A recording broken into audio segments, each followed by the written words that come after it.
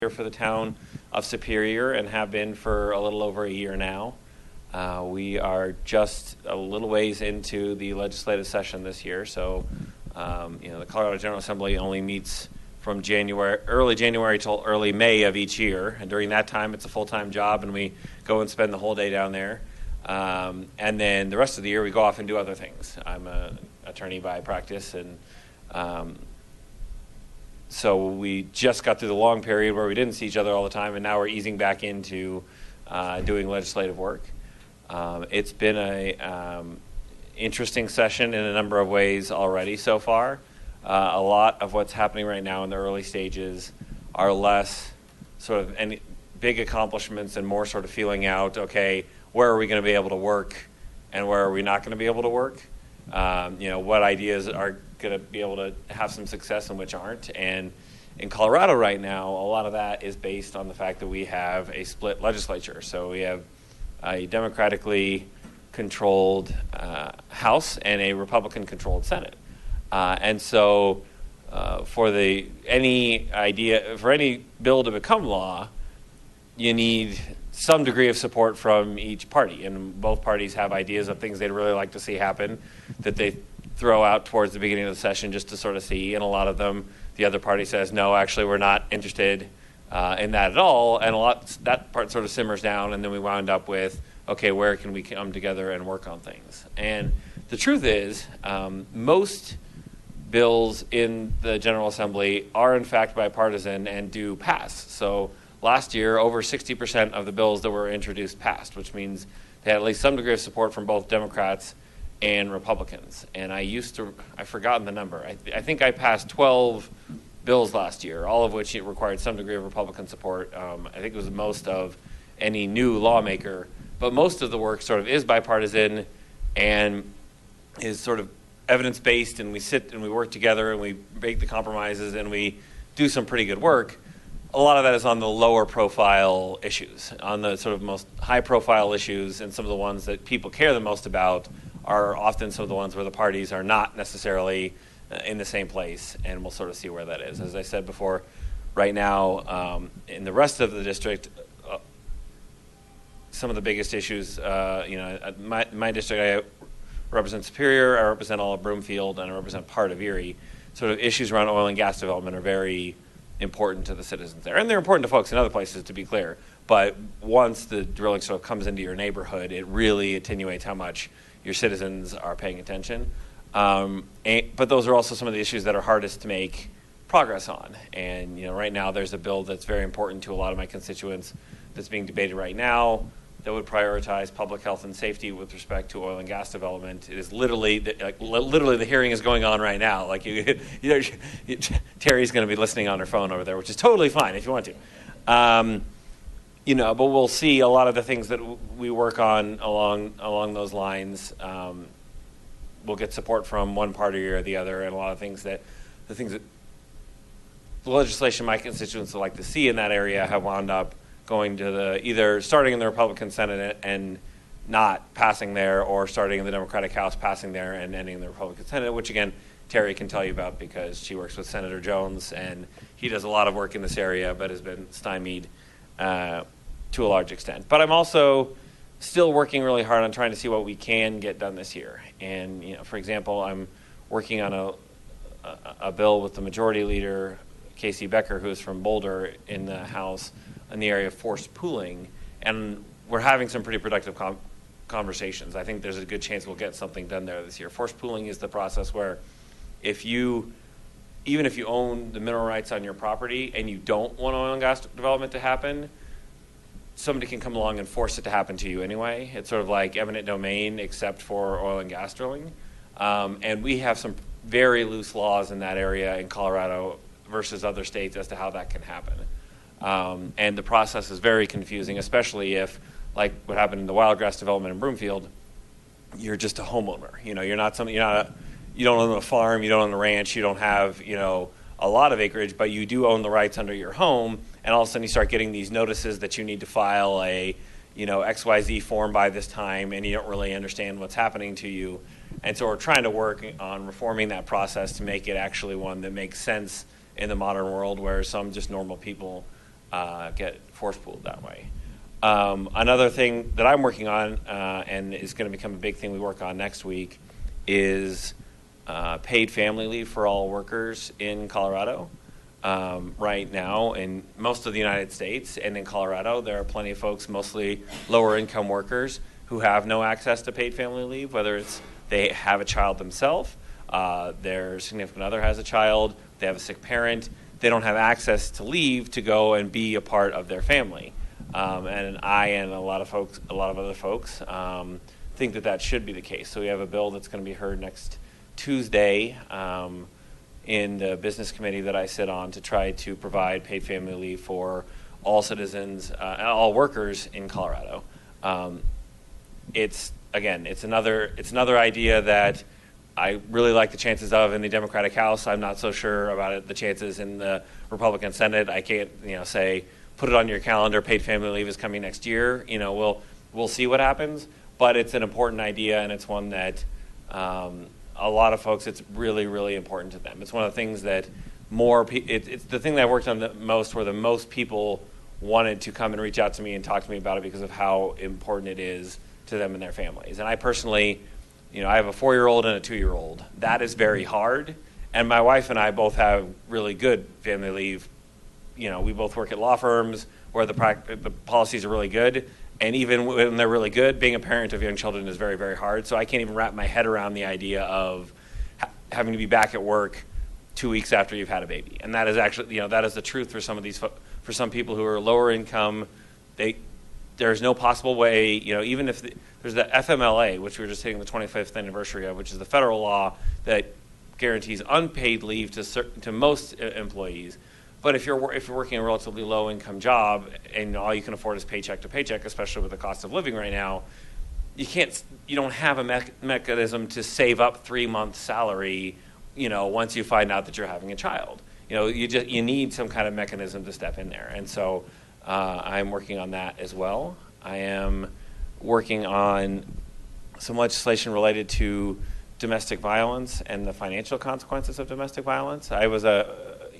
For 2 years, I was in the district attorney's office for Broomfield and Adams counties, and saw a lot of the impacts that domestic violence has in our society. And it's one of the easiest things to underestimate if it's not a part of your life. The two biggest crimes that you see, as far as volume goes, when you're in a DA's office, are driving under the influence and domestic violence. And I think the first one people understand. Just about everybody knows somebody in their life is like, oh yeah, you had a few too many drinks, you got a DUI, had to go on probation. It's much more common than you like it to be, but people feel like, yeah, that's pretty pervasive. I don't think people understand that domestic violence and partners attacking partners is just about as common as having too many drinks and getting on the road is. But the truth is, it's that way, and it's a really difficult situation. The dynamics are difficult to deal with.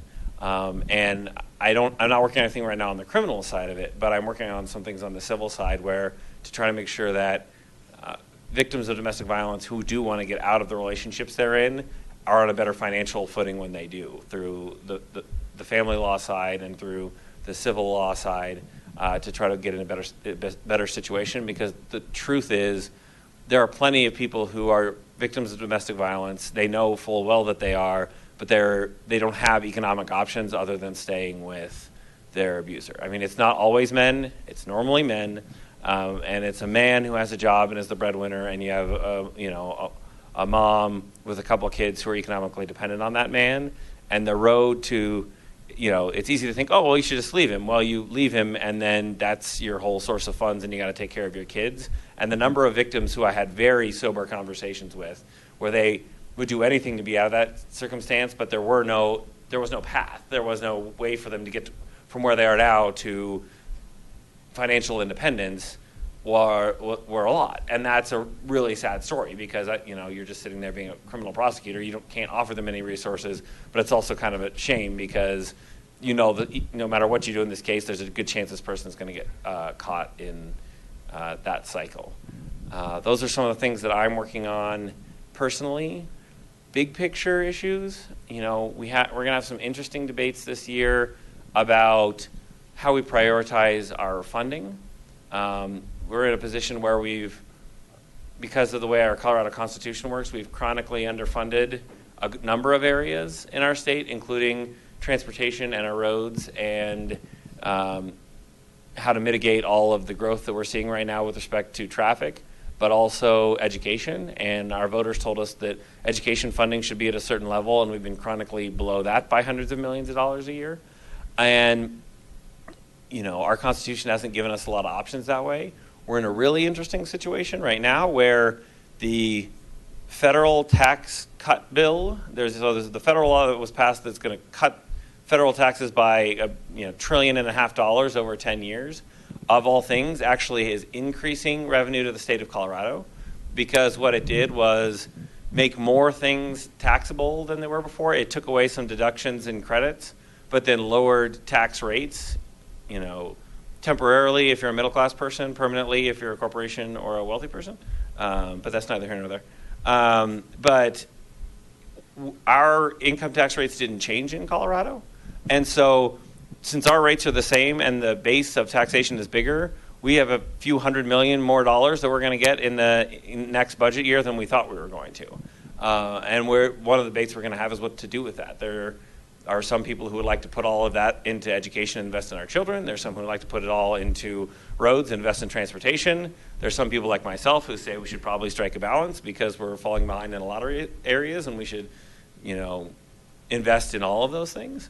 But that's going to be one of the big debates we have as the budget comes along. And also there are questions about whether or not we'll wind up doing a ballot issue with respect to transportation funding. There are some people, we have basically a $9 billion backlog when it comes to funding our roads, bridges, and highways and transit the way that we're supposed to do. And that's even before we get to the fact that there's supposed to be a train coming right through here a little while, and that we don't have it yet. That is a separate backlog from all that. And so those issues will come in as well. We'll pass a budget. I think the budget will be a compromise budget where I think we'll increase transportation funding some. I think we'll increase education funding some, because we have to pass a budget and it has to be balanced, and it's split control. So that's an area where we have to compromise, and I think we will. Other than that, I don't see a lot of breakthroughs in that area because, frankly, we're in an election year now. And election years are harder to reach big compromises. You have folks who tend to want to spend a little bit more time talking about how much better their party is than the other party than reaching those compromises. Plus, a lot of what we could get done, we got done last year with a bill called Senate Bill 267, which was some significant financial and budget reforms that got us out from, we were right up against what's called the Tabor cap. So the Taxpayer Bill of Rights in the Constitution says you can only spend so much money, and we were against that cap. So even though we had revenue coming in, we couldn't use it to pay for education, we couldn't use it to pay for schools. We had to just refund it, send you back a $15 check instead of investing that money. We passed a major piece of bipartisan compromise legislation that got us back underneath that cap, because it's technical and nerdy, but it created a fund that became an enterprise fund that got us there. And so it put us in about as good a place as we can be on a bipartisan basis right now. So I think we'll probably sort of nibble around the edges in that area. I won't talk the whole time. I'm really more interested in hearing what you guys have to say. That's sort of my update. But if I didn't touch on anything you want to know about what's going on, then let me know. Otherwise, I would love to talk about what you guys would like to talk about and answer any questions that you have. So it sounds like you think a comprehensive transportation package is not a likely thing this year as well? I don't think so. So last year there was a bill that was supposed to be a comprehensive transportation package. There was a bill that was sponsored by the Speaker of the House, the President of the Senate, who are the two most powerful people in the building, and the chairs of the transportation committees of both houses.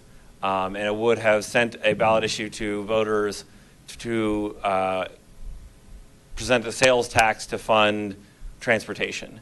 And it had a lot of bipartisan support. It did pass out of the House.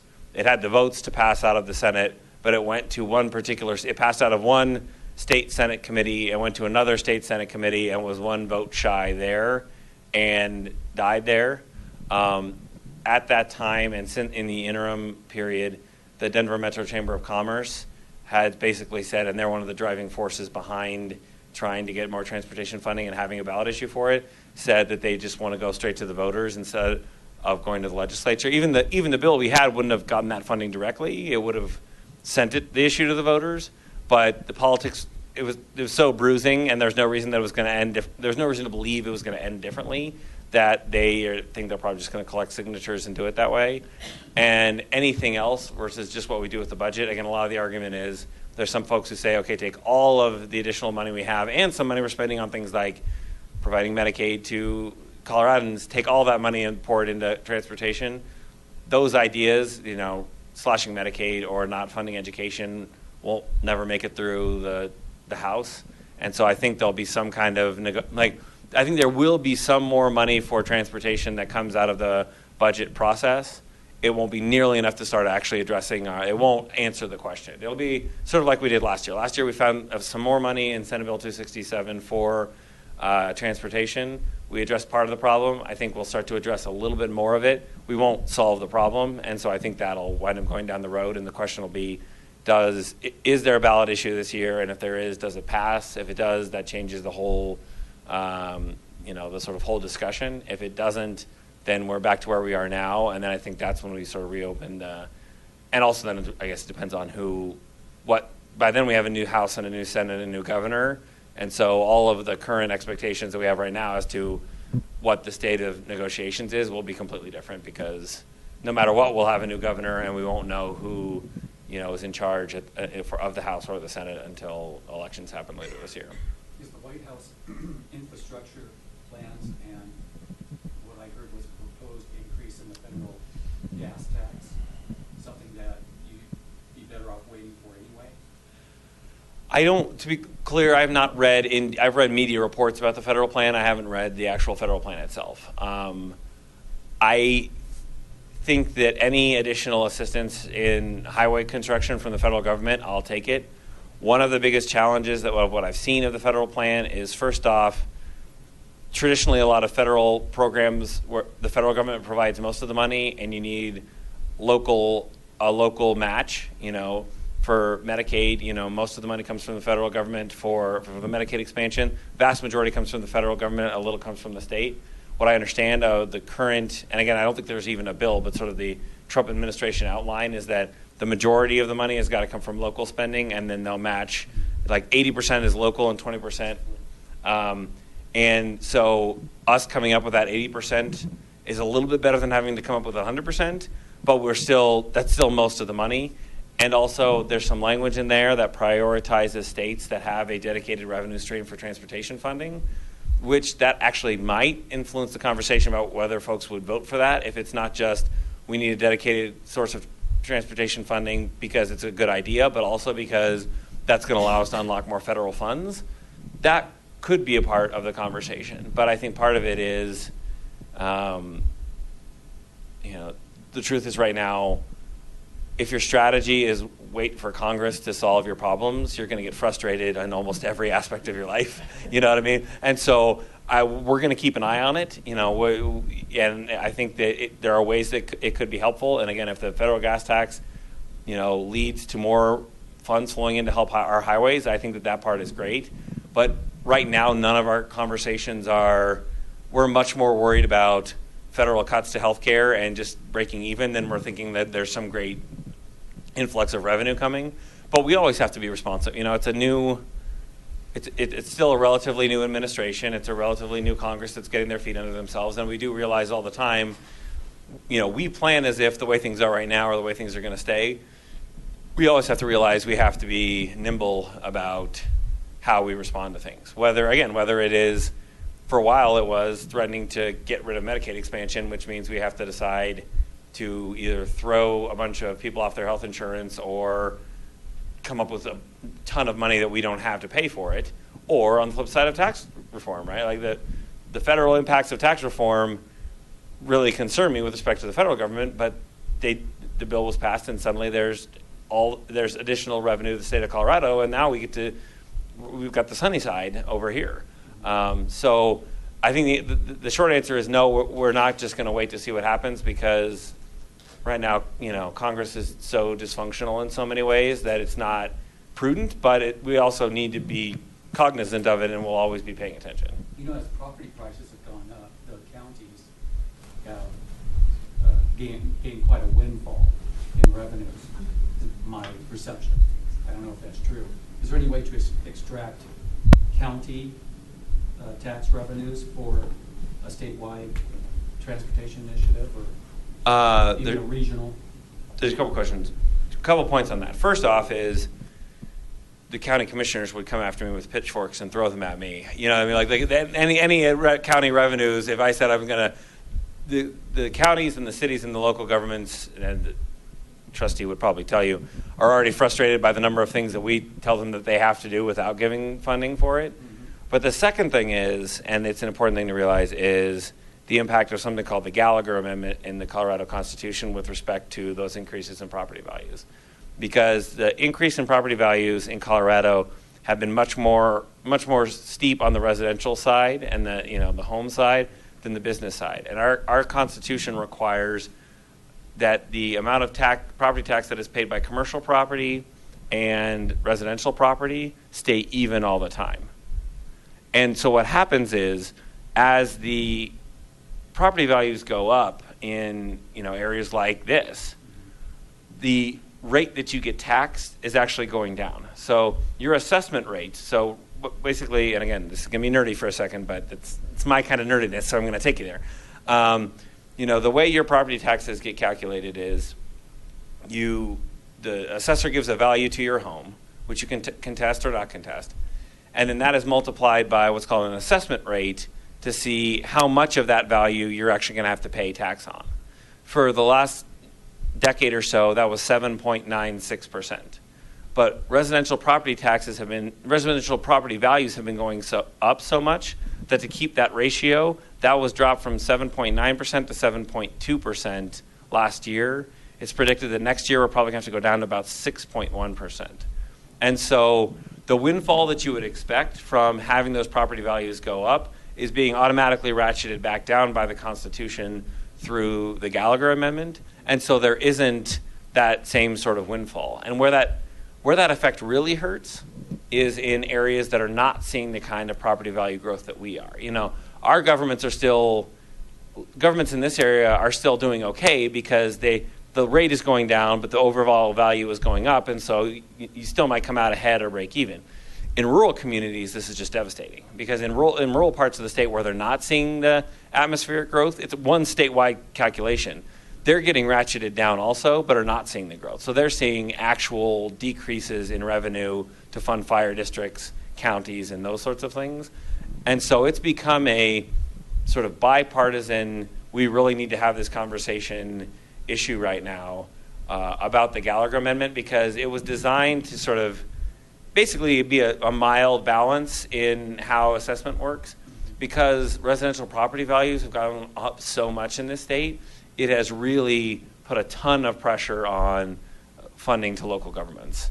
And it's something that we need to deal with, but that's sort of the answer. The Constitution itself is preventing that windfall. That's keeping your taxes down. So if you're a taxpayer, that there's a benefit to that, but it's also stopping there from being like an influx of new revenues, that could be used for either county purposes or other purposes. I have more questions, but I don't like that. We'll come back to you. I've got time. Yes, ma'am. I'm wondering about what our stance is, or your stance is, about the potential effects on Superior and certainly Bloomfield on the connector, 7-lane connector that's being proposed for EC 470 that will cut through 93 and Rocky Flats. I'm a physician, and I'm also part of the Downwinders, and know just enough about nuclear science to be frightened by anyone digging up the dirt, and knowing that specifically that the plume that supposedly went towards Denver there's another secondary plume, especially that goes through a water supply, that has been happening and will continue to happen with the flood, or certainly with that being built. So I'm wondering what people are talking about in our area about having that maybe not go through, or certainly not go through anywhere close to Rocky Flats. That's a very good question. For those of you who don't know, and haven't, ever done like the big Google Maps of the Denver metro area, we've got there's I-25 that goes this way and I-70 that goes this way, and then there's a beltway that goes around most of the metro area through being C470, E470, the Northwest Parkway, and there's a gap where it's missing, and it's right here. The Northwest Parkway ends right about there. Once you get on the other side of Golden is where C470 picks up. And the whole idea of having a beltway is that you can actually drive all the way around, and you can avoid those main arteries that go right through the middle.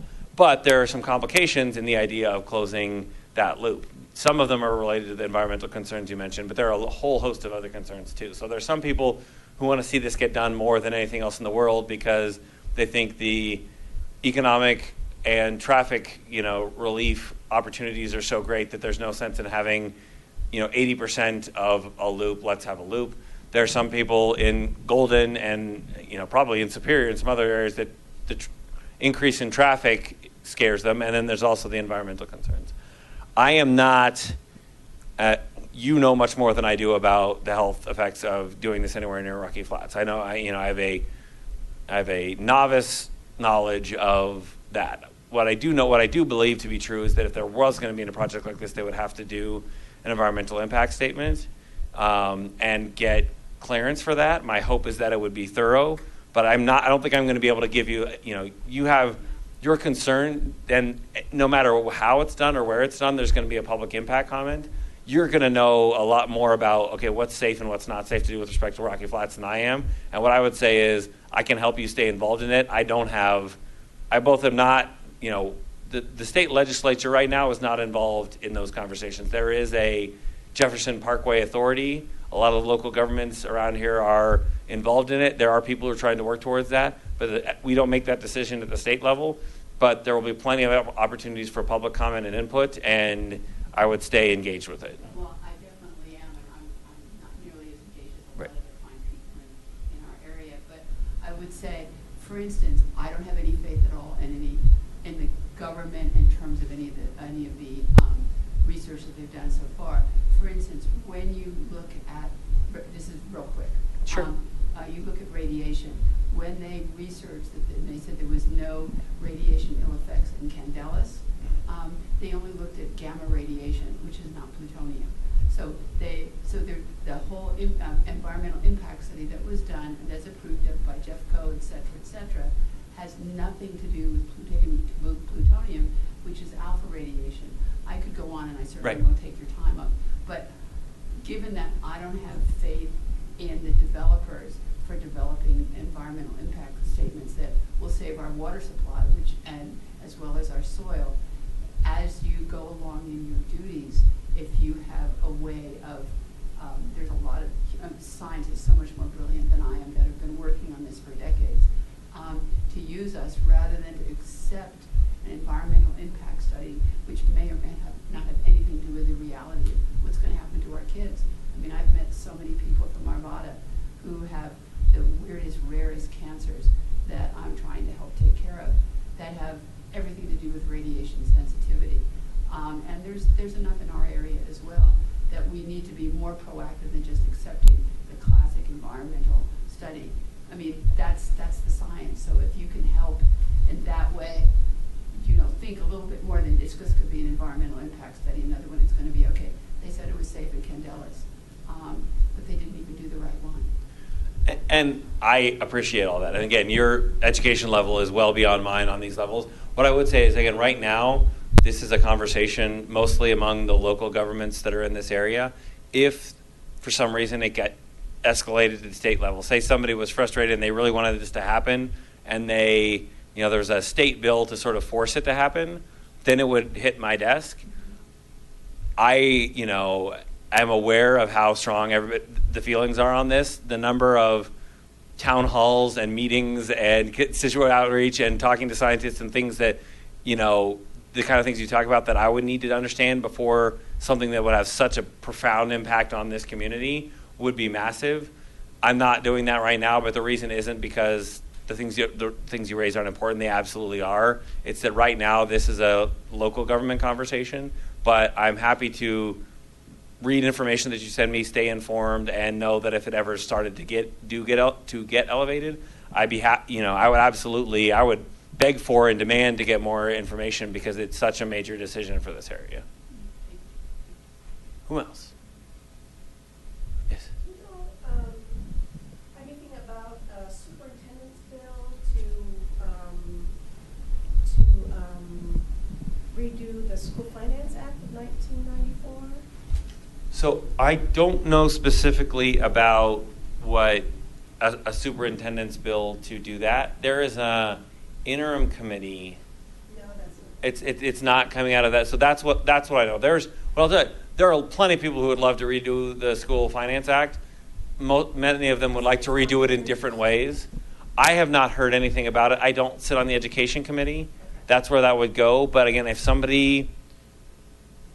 feel like if there was a credible, and again, I may eat my words tomorrow morning, if there was a credible shot at trying to actually fundamentally redo school finance this year, I probably would have heard about it by now. Somebody could try to do it, but that is such a sensitive area, and there's this 2-year interim committee that's supposed to study it that we're only in year 1. So I would be very, very hesitant on, while we're committed to that, while that process is going on, halfway through it, trying to make any big changes to the School Finance Act. Plus, when it comes to that, some of the fundamental issues in the School Finance Act are how much money to pay for schools comes from local governments and how much comes from the state. And one of the things that some people in the state don't like is the amount that some local communities invest in their schools through mill levy overrides and that sort of thing, because some communities can afford it and some can't.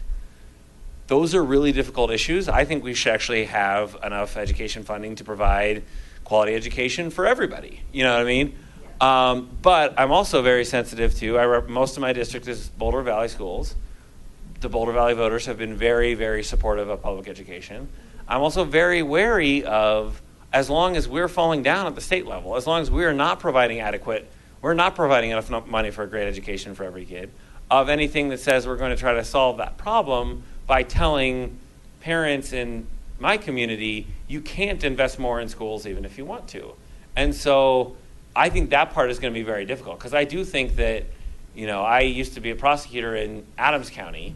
There are some kids in some of the districts in Adams County that the opportunities that they receive are not like they receive around here. And I think that's not the way it's supposed to be. Public schools are supposed to be the great equalizers in our society. But the way you solve that problem is the state actually doing its job and properly funding education. And if the state, truth be told, I would be happy to say, you know what, we're going to take away some of Boulder Valley's mill levy override, but we're also, because the reason we're doing that is we're providing more state funds, and so the level of funding is actually going to stay the same or go up by a little bit, but the state's bringing, is actually going to put their money where their mouth is. We're going to put funding there. We are going to try to decrease inequality, so we're going to take everybody and bring them up to the Boulder Valley level, and then say we're going to try to keep it equal with, reasonable growth in it. That sounds great to me. But just saying, look, we need people in Boulder Valley to feel the pain of how bad state funding is, and they're not feeling it right now because they're of their local funding, and so we need to chop their legs off, is not really acceptable to me, because those are the children that I represent. And I wish every community was as supportive of public education as the Boulder Valley community is. But I'm also not going to look my community in the eye and say, look, no, I'm going to, you're great supporters of public education. I'm going to deliberately harm your schools so that you'll get angry enough that you'll move your activism from local activism to state activism, and you'll drag people from other neighborhoods kicking and screaming to actually provide education funding. I'm not going to do that, because ultimately what you're doing in the meantime is purposefully decreasing the quality of education that the children I represent, and I'm not going to do that. The children are actually more important than the politics, and so that's sort of where I am on school finance. I think it is going to be very hard because, truth be told, Boulder County would support a statewide solution for more funding. You know what I mean? Like my district part of my district is in Adams 12. There's a little bit in St. Vrain. My district would overwhelmingly support statewide additional education funding. Some of the lesser funded places are the ones who have voters who wouldn't. And I think that is a shame. But again, I would love for more folks to look to this community for leadership in that way. But in the meantime, I'm not going to say, well, I don't think it's a good idea. And I'm not going to agree to say we're going to diminish the quality of education around here to try to send a wake-up call to other places where their voters are less apt to do it. I don't think that's fair to our children. Who else? Yes, sir. So you've been in the House now for a year. What have you been most surprised by? What has been the biggest challenge, and what's been the biggest frustration? I'm trying to figure out whether to answer the first question honestly or not. I guess I will. You have time. I do have time. No, and this is going to get into an issue that I think is not. What I've been most surprised by is the fact that I spent my entire first year at the General Assembly and had no idea whatsoever that part of working there was a pervasive culture of harassment and mistreatment of women, which has been true and is the case, and I had no idea about, because I am a man, and so it doesn't happen to me, and I have a 4-year-old and a 2-year-old, and so I don't gossip. I have no inside information. I don't know rumors. I know nothing good. You know what I mean? I know what I learned in committee and that sort of thing. But there's been a real material downside for that, because as some revelations have started to come out, then all of a sudden a lot more people, and I've gotten myself involved in this a little bit. Quickly, if you don't know, we have one particular serial person who has mistreated women significantly in my chamber, named Representative Steve Lebsock, who basically admitted to this conduct and apologized for the way he treated people. Before then, he began attacking the people that he mistreated. And I'm part of an effort to try to expel him from the body because he doesn't belong there. But as I've gotten more involved in that, a lot of it is just more and more people have come forward with me and told me their stories. And I've gone from being really, really naive to becoming really, really aware that in our state capital, where the people's business is done, and where I invite, people of all walks of life and all political backgrounds to come and visit and participate in the process, because that's how democracy works, is when you get as many possible people to show up as possible, that there has been systemic mistreatment of women within that place. And that has been, it's actually sort of both most surprising and most disappointing, because fundamentally, and again, it's not every person there, but it's many, many. It's enough that, part of being a female, especially a young woman at the Capitol, part of it is having a strategy for avoiding certain men, not winding up alone in a room with certain men, figuring out how you're going to negotiate your career and accomplishing the policy objectives you want, while also having to live in fear that you're going to be harassed, assaulted, somewhere in between. And that creates a fundamentally broken democracy at one level, because then all of a sudden, if you are a woman, your ability to participate in the policymaking process is fundamentally hampered. It's fundamentally hindered. I go to work every day as a, relatively large man, and all I'm thinking about is how am I going to get the things accomplished that I want to accomplish today for the people of the state of Colorado policy-wise. If you're a woman in that perspective, you're thinking, how am I going to accomplish the great things that I want to think for the state of Colorado, while also planning my day to stay safe? And that is appalling. And it's something that we have not solved yet. We have not gotten close to solving it, but we're going to keep working on, because it's not acceptable to me. It's not professional activity, but it's also really just, it's a problem to say that, there are honestly women who care about and would like to shape policy in the state who have stopped working at the Capitol in a variety of roles, whether it's you're an intern, you're an aide, you're a lobbyist, there's a lot of other roles there. You're a staff member who have just, that part of it has been so bad that they've just decided to quit. We've lost talented people, and people have decided to stop doing the job they love because of this kind of conduct. And obviously you've seen, if you've seen there's similar, moments happening in media and in business and across society where people are coming forward and they're saying, look, this is my story, this happened to me. And there's actually, in most of those other areas, been a pretty robust response. Most of the folks in the areas of business and media and arts have faced some pretty significant consequences. And in government, we have lagged in delivering those consequences. Wait. I have to say, I mean, I've been a physician for 40 years. Yes. Now, all I can say is that I don't think that media or the government or anybody else has done anything but scratch the surface. All this hoo-ha, this Me Too stuff is great, but it's only scratched the surface of the overt stuff that's been going on towards women and then towards LGBT, et cetera.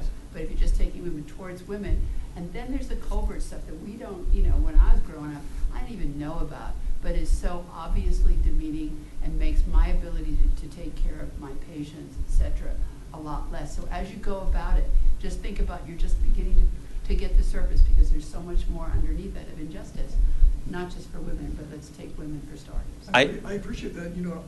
I think that's what Matt was saying. Yeah. I think you're saying Right. exactly that. And I really admire your candor. Well, I mean, I completely agree with you that where we are is, at this moment, maybe 5% of the way to cultural change. You know what I mean? Like, there are truly powerful people who have retaliated against people who would try to take them from their positions of power, that have actually, like, there is a, as sad as it is to be 5% better and have that feel like a revolution, in some ways it's there. But as far as the culture goes, there's a real open question as to whether this is a moment or this is a realignment. And we are almost all of the heavy lifting, to your point, between a, moment that I remember 20 years ago now, like, oh yeah, I remember that thing happened, versus that was the beginning of when we got to a solution to that problem. Almost all of that work is ahead. Again, like 95% of that work is in front of us.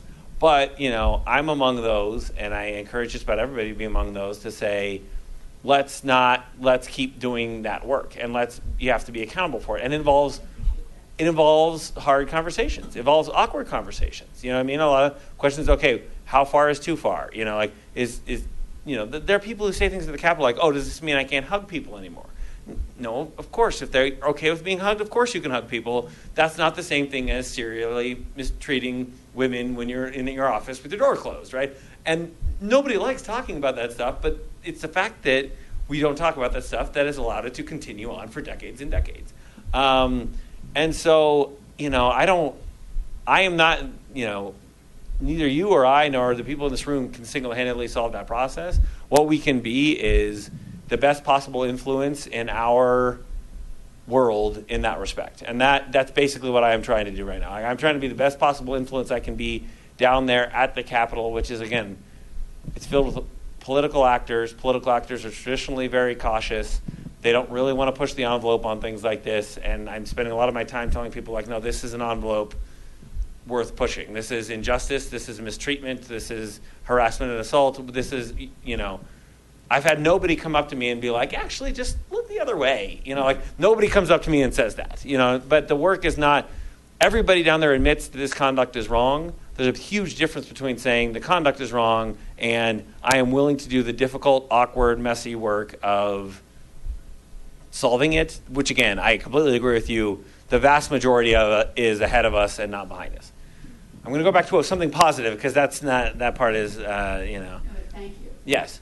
The thing that has surprised me the most is, by and large, and again, maybe it's just that, I don't get the sense when I look at Congress, but maybe everything just looks different when it's on TV. Most of the people in the building, when it comes to creating policy, are people who act in good faith, who will cooperate, who want to be trustworthy, and who want to reach solutions. It surprises a lot of people to hear that 60-some-odd% of the bills that are introduced in Colorado pass. In Congress, it's not even close to that. Most bills that are introduced in Congress don't even get a hearing. But in Colorado, we actually have a law that says every bill gets a hearing. Whether, there's a limit on how many bills get introduced, but we still go through hundreds every year, and every bill gets a hearing. And the large extent to which people are treated fairly and people are open-minded, and that there are just very good people who have different political views who can get along. That's not always the rule. There are political moments that frustrate the heck out of me. There are a few individuals who are just completely sort of partisan, what you'd expect to see from cable TV, and are willing to say really dark things about other people to try to, that all exists, but it's in the minority. You know what I mean? There are, I'm a Democratic representative. There are Republican representatives that I've gotten over the last year that I would leave my kids with for a week, no problem. My kids wouldn't like that. But I have that degree of trust that I believe this is a fundamentally good person. We have different views on how, the role of government or, and the interaction between the state and the people. But I believe they are coming in good faith. I believe we disagree. I believe we can sit down and talk about it. That is the majority of what happens down there. The things that wind up in the news are always the most divisive things because they get the most attention. And so it's easy to sort of watch or read about what happens and think that we're always fighting all the time. I think in Congress that might be true. I mean, again, I've never been in Congress, but I think in the federal government right now, that's closer to true. We literally passed more laws in Colorado than Congress did last year by quite a decent margin, and they're the federal government and we're the state government. Ostensibly, they should be working on at least as many things as we are because we're only 1/50th of the country. But I think that sort of view of the sort of absolute gridlock and you can't get anything done, it's sort of flipped on its head, which is the tip of the iceberg is the partisan, sort of political stuff that would make you feel kind of gross stuff. And the rest of the iceberg is, again, let's get the 12, groups in the room 12 groups in the state that care about this in a room. Let's hammer it out and let's find a way to get to yes. There's a lot of that, and that's the kind of work I like doing a lot more. I'm not great at, fiery partisan speeches. I've never really been that good at that. But that other kind of work that I like doing, and that has been the best surprise to me. Mr. Kramer. Yes. One of the big issues that I've heard about as presented in the newspaper is para, public employees, retirement. You have no interest in that whatsoever. Well, I'm a retired teacher. I do have an interest, and also I know there are a lot of teachers in the public school Yes. system that have an interest, and I would like them to have the same opportunities that I currently have and Yes. hope to keep having. Yes. So what's happening? I know the school division is, I think, has more underfunded liabilities than do the other divisions, and there have been several ideas floated. So what's going on? That is a great question. Thanks for asking my question. Yes. That is a great question. There's a lot of conversation going on about para right now because in 2010, the General Assembly passed some legislation which reformed para in certain ways to, again, try to decrease the unfunded liability. Basically, right now, para has billions of dollars. They have plenty of money. But when you project out long term, there are more payments in the long term coming out than there is money coming in. And you'll be familiar hearing about this with respect to Social Security and that sort of thing. para is the state pension fund. It covers probably almost all educators, almost all state employees, a lot of local government employees, and then there's the judicial department, and I don't know if there are any other. State Patrol has their own department as well. So it's probably hundreds of thousands of Coloradans, and it's their sort of retirement. What? Police or fire? I think some will be. I think some police and fire probably will be. I think they wind up in local government because most of them work for a local government and not from the state. But I think there are probably some in there as well. The reason the conversation has come up is that even with the things that were done in 2010, the para board of trustees that governs para came forward a few months ago and said, we think more needs to be done in order to shore up the long-term financial health of para. And at that point, then, just about everybody is in agreement that we need to do something to shore up the long-term financial health of para, including myself. The problem is that right now, that conversation has been very sort of political and very sort of partisan.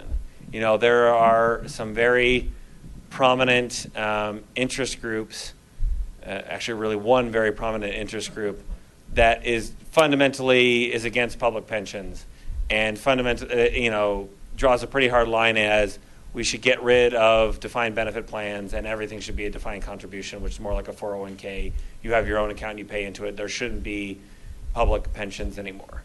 And so what's happening, I think what will wind up happening this year is you'll see a bunch of people introduce plans. I don't think any of them will wind up becoming law, because I think that right now and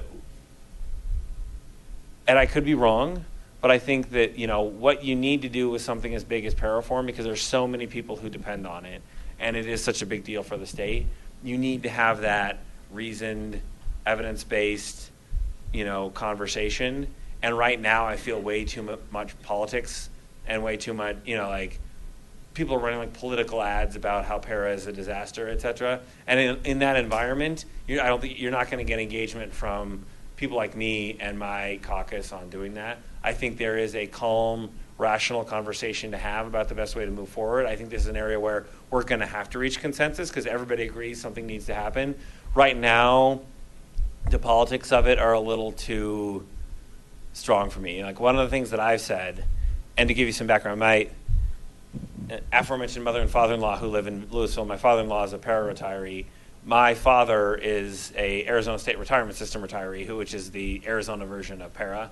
My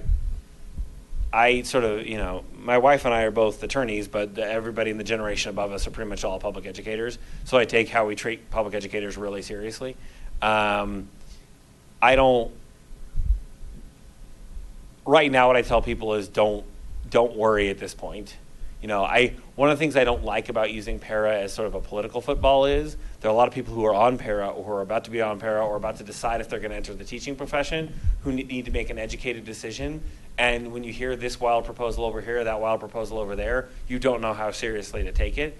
And I think that part is fundamentally unfair. Like I will tell, I know you're hearing about it. What I would tell you is I would not worry at this point, and I will let you know as soon as you would ever need to worry, but my caucus is not going to get anywhere close to being, we're just going to rake retirees and public educators over the coals, especially because with respect to retirees, there's nothing else you can do. You're just literally taking people on a fixed income, you're taking their income away, and I think everybody understands that's fundamentally unfair. With respect to current educators, we are facing a teacher, especially rural teacher shortage of immense proportions. The way you help address that is to give better funding to education. We are stubbornly refusing to do that, and so teacher salaries are lacking. And para, folks who sign up to be, what I don't think some of the people in the building realize is that para is one of the fundamental reasons that we get talented people to agree to be teachers, because we get people who sign up to be our public school teachers. We get people who are talented enough to do a lot of different things, who agree to go into education as a public service, realizing they're going to make less money in their career than they could in a lot of other things, but because they love children and they want to be a service to their community. Part of that deal, though, is I know for a fact I'm never going to be rich, but I'm also not going to be destitute. I'm also not going to run out of money. And that's the trajectory that my parents have been on. That's the trajectory that my in-laws have been on.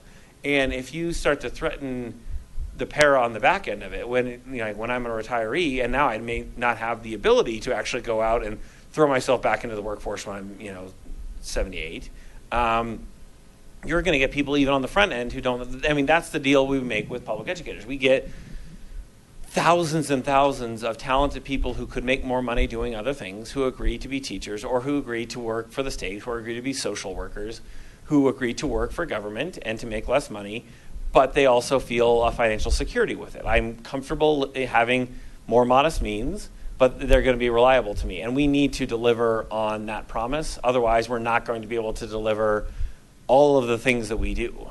And so what I would say is there are a lot of ideas floating around right now. I think eventually there will wind up being some sort of compromise that is everything gets a little bit worse. I think that, employers will throw a little bit more in, employees will throw a little bit more in, some of the benefits will get dialed back. I mean, there are about 10 levers you can pull to affect para. I think we'll reach some sort of compromise where they all just get lowered down by a little bit, and as you do that, that'll lift the overall load. And the nice thing about it, and this is the last thing I'll say, is it's not the nice thing about it, but one of the upsides is the long-term funding of para is scheduled to start getting a lot better in about, I think it's like 10 or 15 years down the road either way, because the reforms from 2010 will start kicking in. The way a lot of these reforms happen is they get delayed when they apply, they get applied to future hires or people who won't retire for another 20 years. Like, we protect people who have who are already retired and vested interest, so we phase in when they come into place. Some of the cuts and reforms and things that were made before are the employees that those apply to are still being phased in. So there's already a curve right now where in about 50 years, they think para would be funded. The goal was always to get it done within 30 years, and that's sort of where we're talking right now.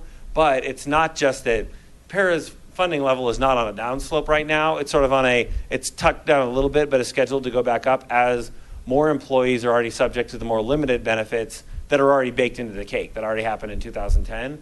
So the long-term outlook is there, but right now it's getting a little too long to get there, so there probably will be something.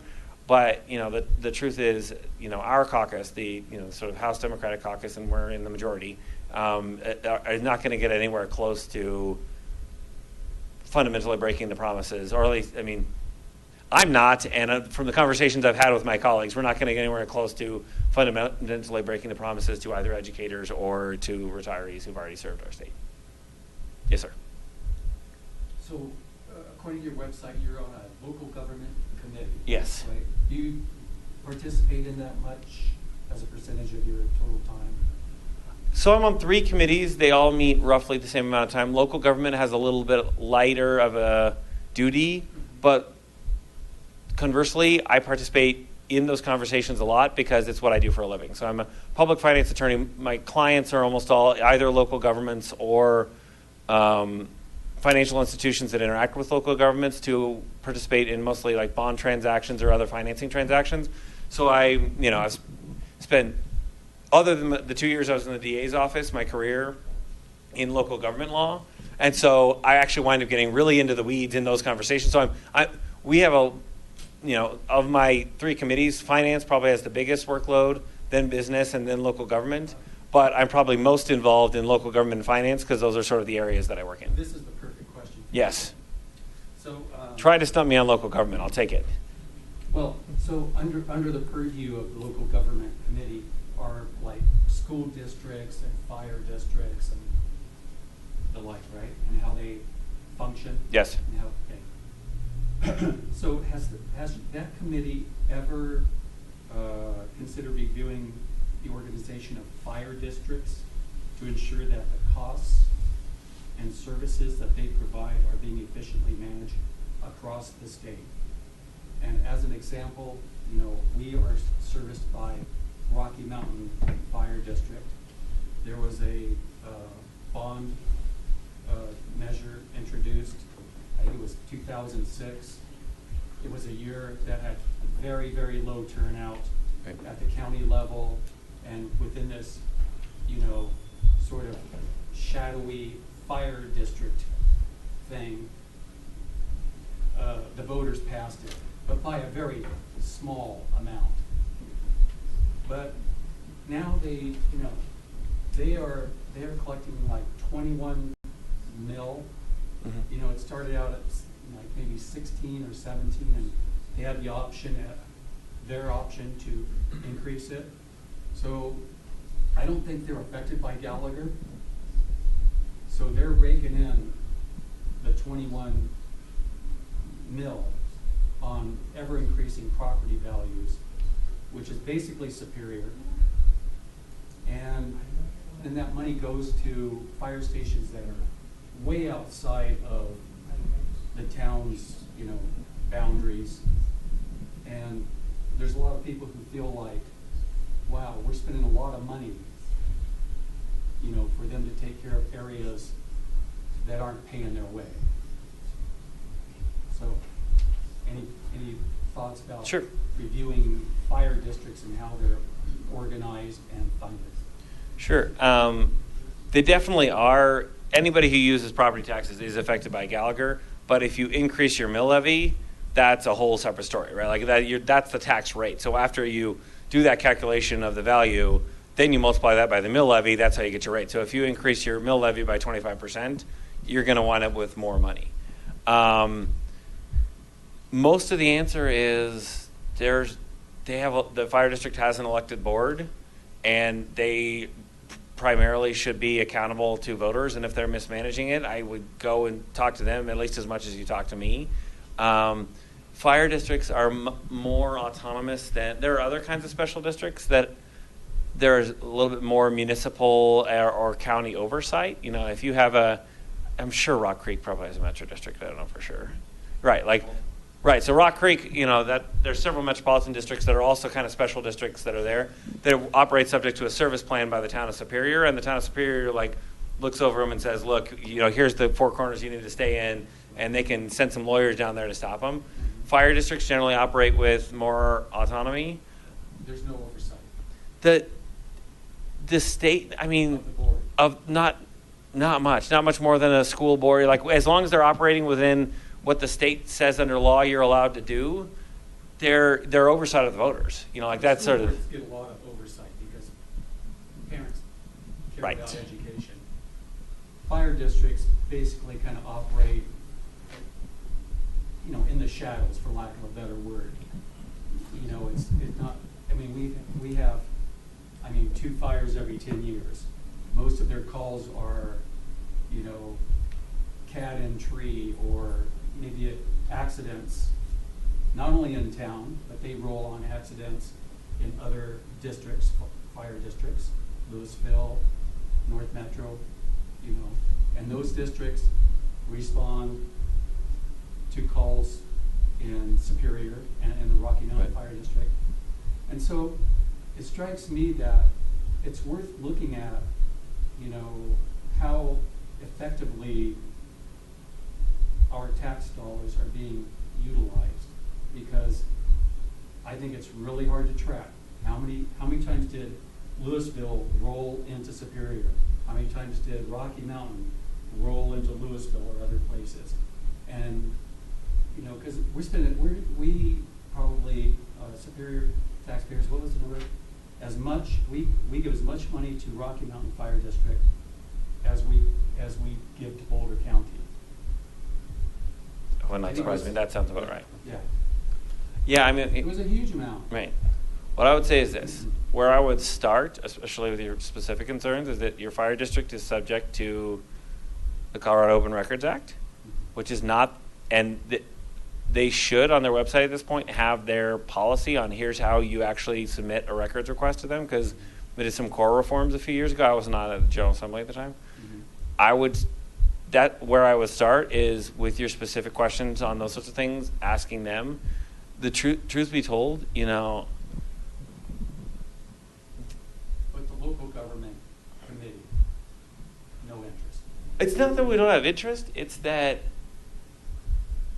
getting the state legislature involved may or may not get anywhere close to. I mean, part of it is the question is, what policy would we change? You know, like we can't pass a bill that says fire districts shape up. You know what I mean? Like that, we have to change a policy, and the way we can change things is, well, right now, like if you're unsatisfied with the way your local board is acting, to impose more state control over what's happening. That is a blessing and a curse. You know what I mean? And you might get to the point where you think that is necessary, but just getting the state involved means then people who are not from your community are making decisions about your community. You know, it's not, they're not going to give the authority to me. And the rest of the local government committee, nobody else is from anywhere around here.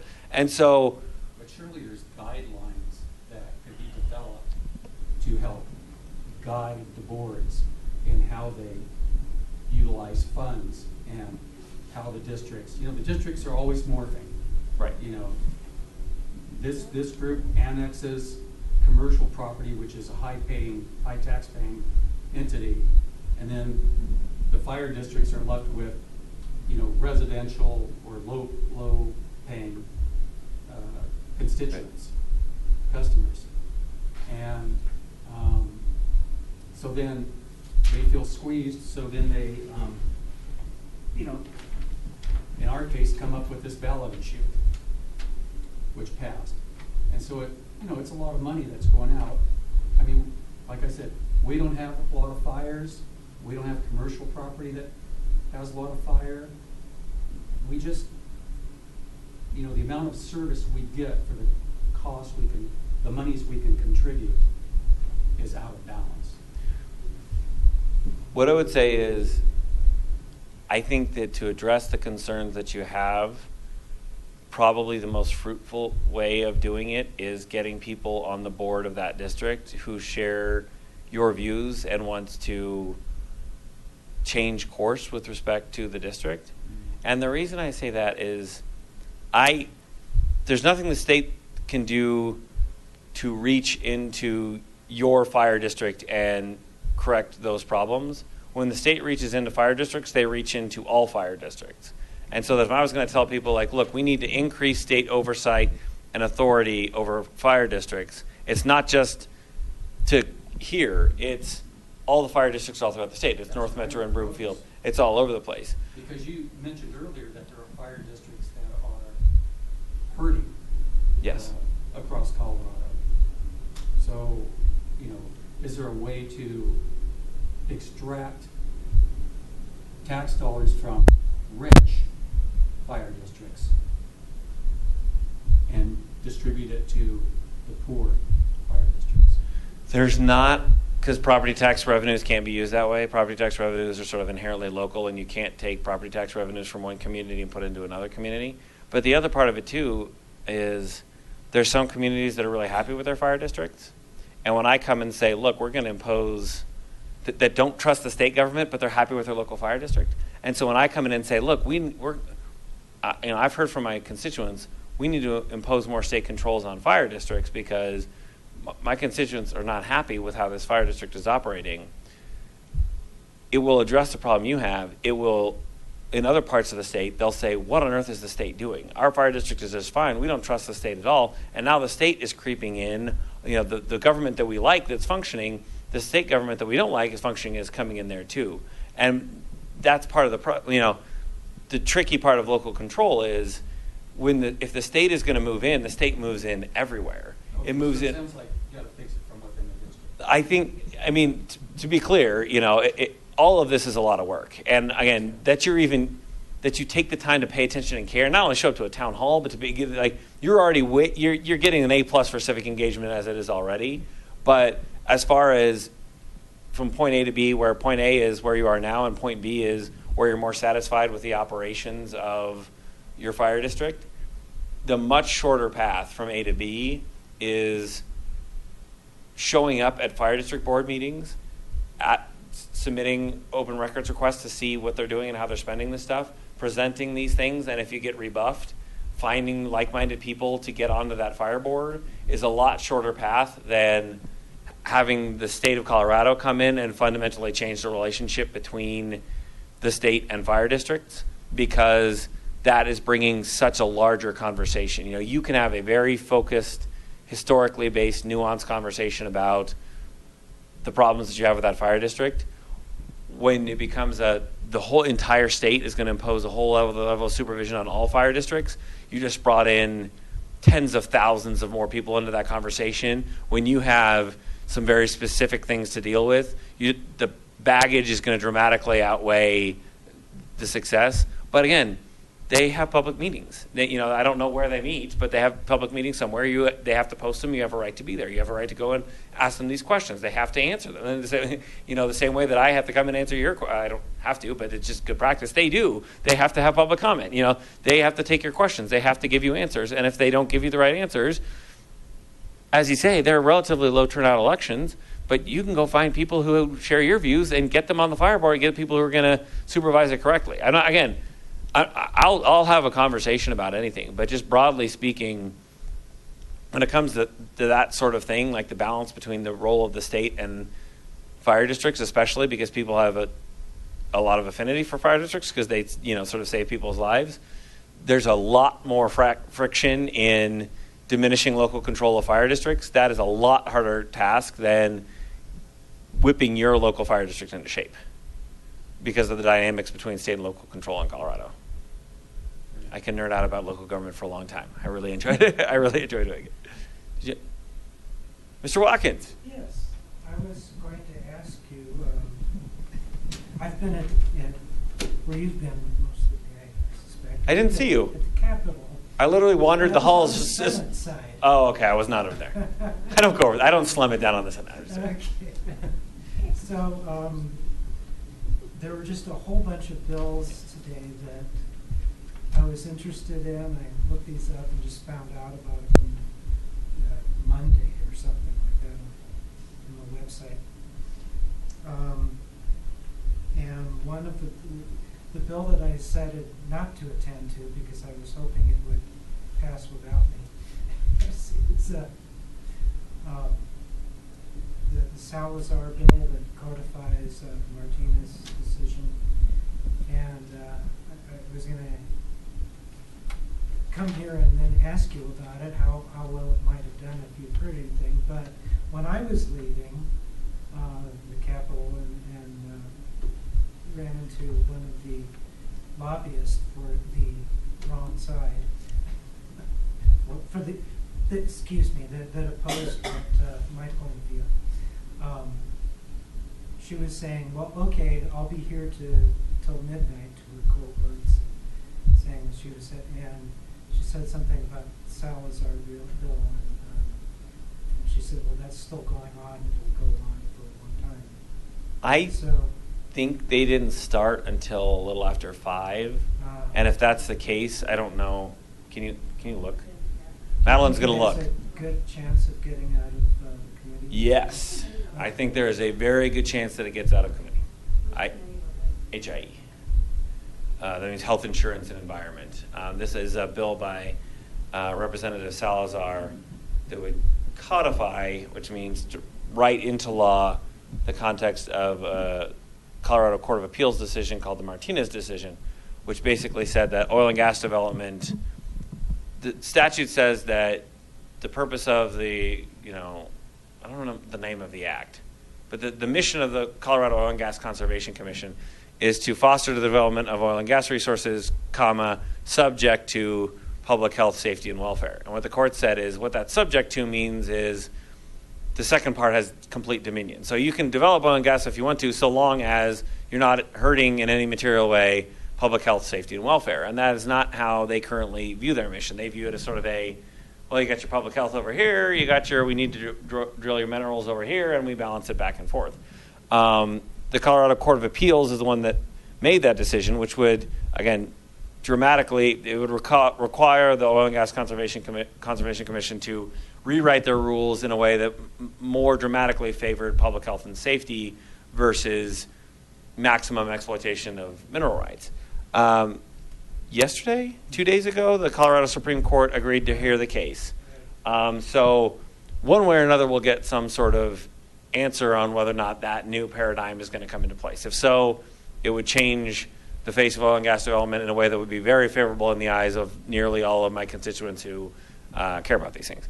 The Colorado Supreme Court also, though, takes forever. The U.S. Supreme Court, if they take a case, they have to give an opinion that year. There's a cycle to these things. The Colorado Supreme Court is not that way. So it could be 2 years from now before they could set oral argument in 9 months and have arguments in 2 years. And so what this bill, a decision in 2 years, what this bill would do would say, yep, that's exactly what this law means. We mean just what the Court of Appeals said. I would be shocked and floored if it did not get out of the committee tonight. I would be overwhelmingly surprised if it didn't pass the full House, if that's where it's going next, which I'm guessing it is. And I would be even more shocked and floored, if anything else, if it's not then killed in a Senate committee, potentially by your state senator, almost certainly by your state senator, Vicki Marble, who has, on a regular basis, has seen a few bills. This one, again, we haven't had this exact bill before, but I don't know if you were down for Senator Jones' Protect Act, which is a similar piece of legislation that was last week. Monday. It was last. It was a Monday. Monday, and you have two today. Right, and were they all? Yeah, they all. So any sort of,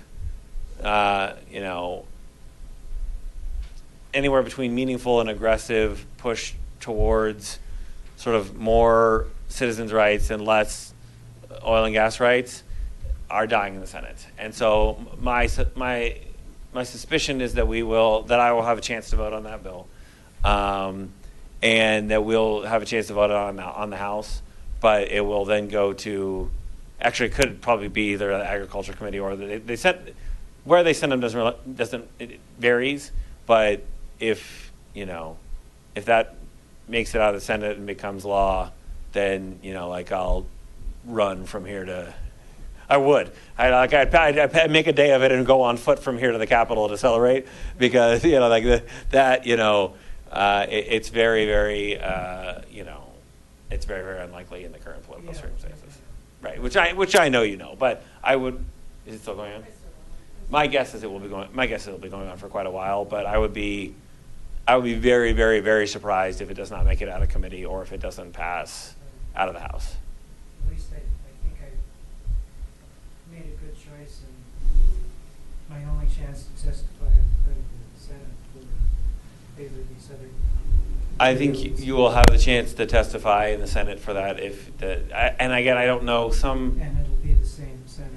It'll be, yes. I mean, yes. She's the chair of the State Affairs. State Affairs, the Killer. Just making sure I'm on the TV. So Yes, I have sir. a question on that. So I'm actually running in House District 63 as a Democrat against Lori Sane. She's similar to Vicky Marble in her extremism, if you will. My question to you is, could you shed some light on how the oil and gas lobby impacts these people's decisions? Or do they just seriously believe at their core that having fracking in their backyard is awesome? It doesn't make sense to me. There's got to be some sort of driving force behind these people. I understand there's 200,000 jobs in the oil and gas industry in the state. But I suspect that there's something else going on. I'd just like your opinion on it. Sure.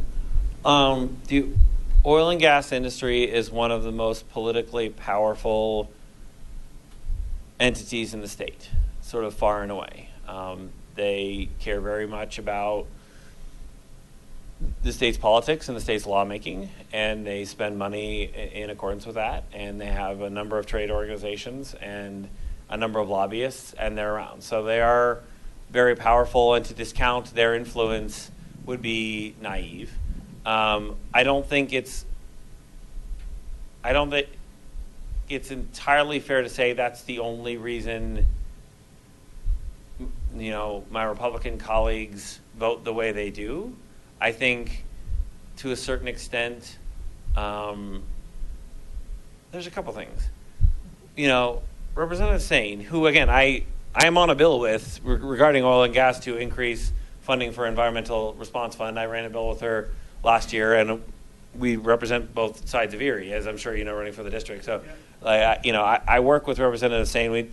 We vote very differently most of the time, but I try to find ways to work with her when I can. And I think it's a couple things. One is a lot of the oil and gas development in areas like Weld County is not nearly as close to homes as it is in Broomfield County and in Boulder County that I represent. But also, and this is one of the things that, we sort of both wound up touching on when we did town hall last year, was the culture is different. Part of her voters, there's been oil and gas development in Weld County on a higher level for many, many years. And part of it is just sort of the folks what they're accustomed to and what they self-select to.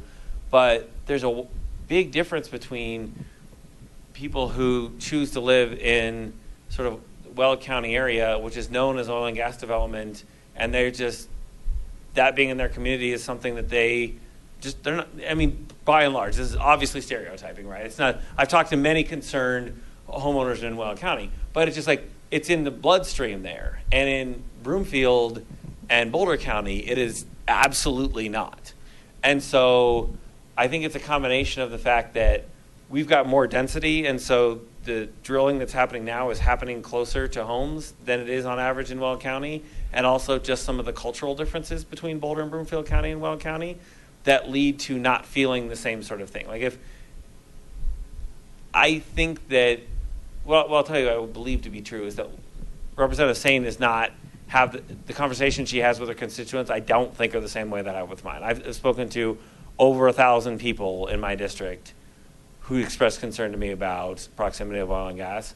I very much doubt that she has had the same experience, because I doubt she would have the position she did, because there's not that many people who vote, and ultimately, fundamentally, we have to be responsive. So I think, yes, it is true that the oil and gas industry is very powerful, and elected officials listen to what they say, but also I think it's a combination of the how these things should be prioritized in their minds are a little, in the folks who are very supportive of the industry. Again, it's not always partisan, but it's more partisan than I like it to be, but it kind of is. Priorities are a little different, but also the level of constituent response that they get is different. You know, the Firestone tragedy happened in Representative Sain's district. And, you know, it's not that she didn't mourn with those people, but there also are people, and this is not me speaking for Representative Sain, but there are people from that community who I've talked to and say, like, look, there's a cost to doing business. And that kind of, in my district, that's, you know what I mean? Like in Broomfield and in Boulder, like people just like their heads explode when they hear something like that. But there are people who believe that. And part of it is finding a way, you know, we all live in the same state. You know, the politically and socially, you know, Boulder, right there in Erie, Boulder County runs right up against Weld County. And those are two wildly different cultures in a great number of ways. But they're also all people who want to be safe in their homes and, you know, want their kids to grow up healthy. And so one of the things that's been encouraging in the Broomfield part, where Broomfield sort of sits in the middle of that, is Broomfield's got a little bit of each. You know, we're not Weld County and we're not Boulder County. We're sort of somewhere in between.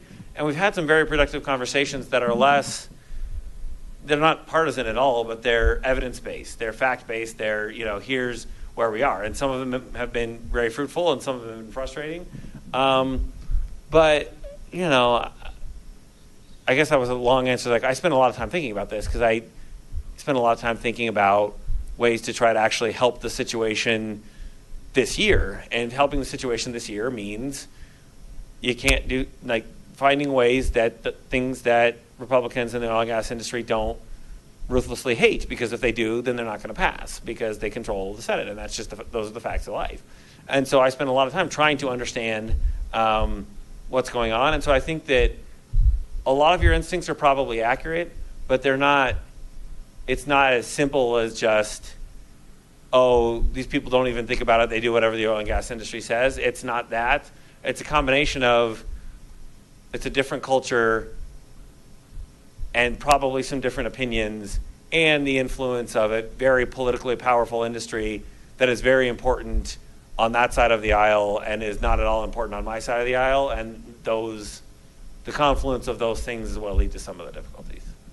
Do constituents in Weld County tend to own the mineral rights, or so they're deriving some sort of revenue from? It depends. I mean, many of them, yes, it depends on where they are, right? So most modern residential subdivisions, the answer is no.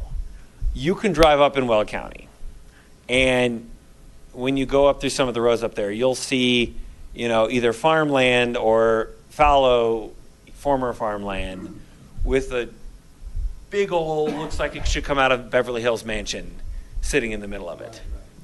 I don't know the story there for sure. And then, you know, the oil, you know, I don't know the story for sure, but you can get a pretty clear picture that I was a farmer, I was a rancher, maybe I am still a farmer, I am still a rancher.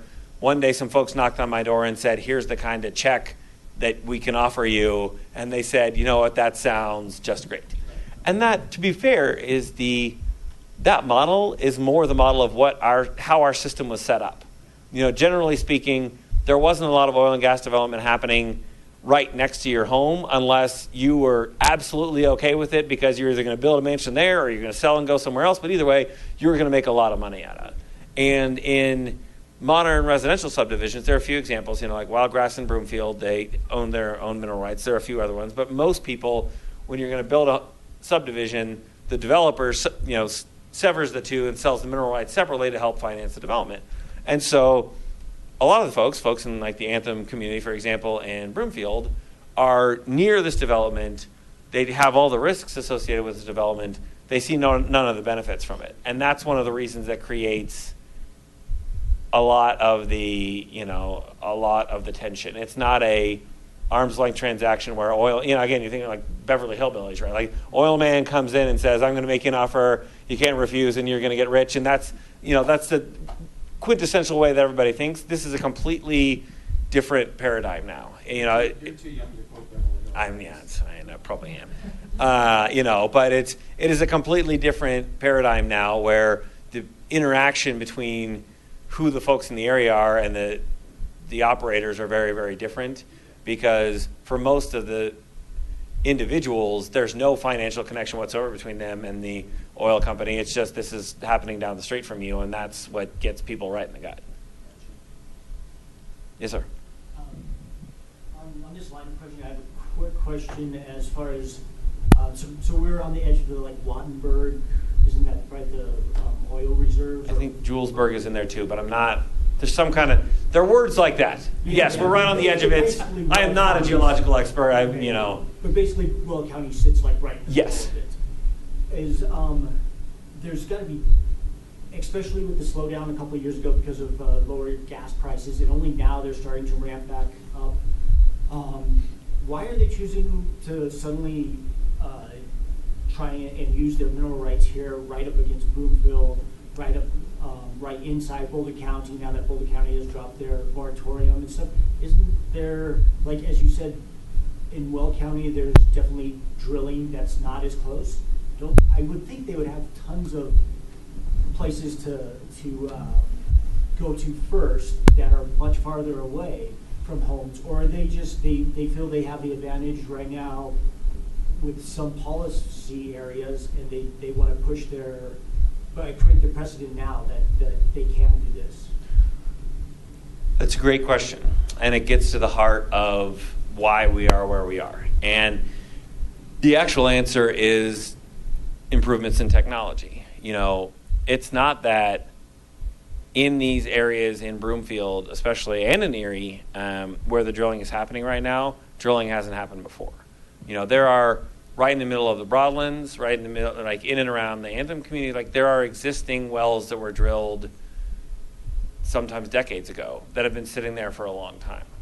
The difference is the same thing out in tons of other areas of right. that they haven't exploited yet. Right. And it's a multi-layered answer. I'm going to get there. Okay. The reason that it is worth drilling now is that the traditional sequence of things where the oil and gas people would get to the property way before the home builders and the school builders did. And that's exactly true in this area. It was drilled while nobody was around. And when nobody was around, nobody's paying attention, nobody really cared, it wasn't controversial at all. The advent of improved fracking technology and horizontal drilling has made it where it is absolutely profitable to drill in areas like that have already been drilled before. In fact, part of the offer that the folks at Broomfield, or the extraction Broomfield are making right now, they're going to pull every single one of the existing wells out of the ground and they're going to seal them because, again, that's like the one little drinking straw you just put down in the ground. And here they're just going to clear cut, they're going to send horizontal drilling and frack, and they're going to take everything out from underneath it. And so it creates this tension where now it's not just like you drill, and then 20 years later homes come in. It's that we did do that, and now all of a sudden it's worth to go back here to where the homes are, and that's where it's really tough. The reason that both things are happening at the same time is that the oil and gas industry isn't just one big organization. It's a bunch of different companies. And so the answer is they're absolutely doing this stuff out in the middle of Will County, but those are different companies that own the rights that are here, and the rights that are here, they can make money doing it here. So basically, people want to make, United States oil and gas production since the sort of fracking shale revolution has gone off the charts. I mean, one of the things you think about, if you think about federal political debates, you don't hear too much about anymore. We used to talk all the time about like our reliance on foreign oil. You know what I mean? Like that used to be a huge thing. We're importing all of this oil. Like last year or the year before, we had to re-legalize exporting oil. You know what I mean? Because of how much production there is right now. That there's even at relatively low prices. And one of the reasons, all of that extra production is one of the reasons that prices went down in the first place. Is there's a lot, there's excess supply, and that lowers prices. But the reason is the companies that are operating, and there's a few of them, Extraction, Crestone Peak, are sort of the two biggest operators in the Broomfield, Boulder County, nearby Weld County, Adams County areas. The harder stuff, the stuff that's controversial, the stuff that gets people up in arms. Those companies have portfolios that are in that area. They would be perfectly happy if they wanted to swap out for one of the farms out in Weld County, but they don't own that. Other companies own that. Generally speaking, larger companies own that, and they can still operate a good business doing this stuff, even though it's a lot harder. And so that's the number of oil and gas companies, the number of people who want to be in the oil and gas industry grows with the economic opportunity, and the economic opportunity has grown so much that there are people just about anywhere you can exploit minerals. People are working on it right now because there's so much money in it. It's just hundreds of millions and billions. Once you actually get your well producing, there's just millions of dollars come out of there, and there are plenty of people who are willing to work really hard and do things that are really controversial to get millions of dollars. And two other things happened too. In the 2000s, they extended natural gas pipelines from this area to California, which is a high demand center.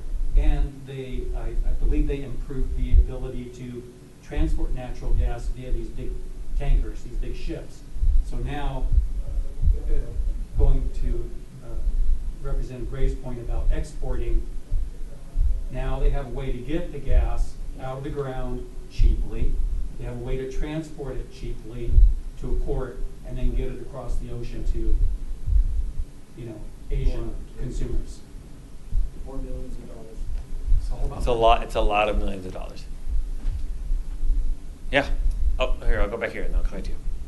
Do you know anything about, I'm from I work for Great Education Colorado, so I have a lot of education questions. Sure, absolutely. So do you know anything about education savings accounts? And what's your opinion on them? And I know there's a bill coming up in the House. A bill comes up every year about education savings accounts, and I know one's going to be coming up to be read on the 6th. And I'm wondering if you would support it.